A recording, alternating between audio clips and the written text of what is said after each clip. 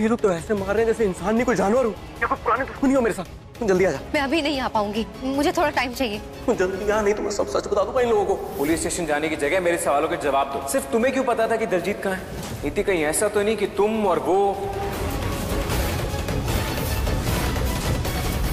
अगर तू परी नहीं है तेनू कैसे पता नीति ने ही परी को मारा था, वो भी उसी जगह। गणपति बापा मोरया। और भाई गणपति जी के दर्शन कर सकते हैं आप। तो शुरू करते हैं परिणीति के एपिसोड से। नीति को लग रहा था कि भाई बबली को दिलजीत ले जाएगा और यहाँ पर उसकी शादी वगैरह हो जाएगी और उसका प्लान कामयाब हो जाएगा, लेकिन यहाँ पर तो सब उल्टा पुल्टा हो रहा है। पहले तो बीच में भाई नीति को यहाँ पुलिस पकड़ लेती है। अब नीति क्या करती है, नीति आने की कोशिश करती है वेयर हाउस। उसे लगता है कि अगर परी और राजीव पहुंच गए तो भाई यहाँ पर बबली छूट जाएगी और जो उसका प्लान है वो नाकामयाब हो जाएगा। और यहाँ पर वो इतनी तेज कार चला रही होती है कि वो टकरा जाती है किसी दूसरी कार से, और वो जो दूसरी कार का ड्राइवर होता है वो पुलिस वगैरह को लेकर आ जाता है और यहाँ पर भाई हो जाता है झगड़ा।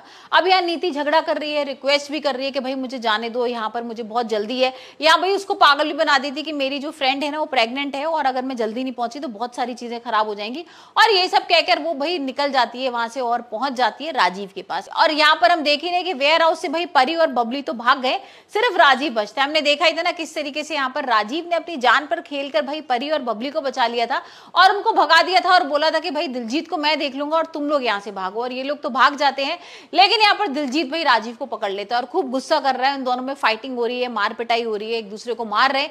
और इतने में नीति आ जाती है। अब नीति ये सारी चीजें देखकर ना बहुत आग बबूला हो जाती है। मतलब वो तो भाई राजीव से बहुत प्यार करती है ना, और राजीव की ऐसी हालत देख के तो उसको बहुत गुस्सा आता है। वो दिलजीत पे चिल्लाने लगती है कि तुम ये क्या कर रहे हो और यहाँ पर तुमने राजीव को क्यों पकड़ के रखा हुआ है? भाई तुम्हारा तो मेन टारगेट बबली था ना, और बबली को तुमने कैसे छोड़ दिया?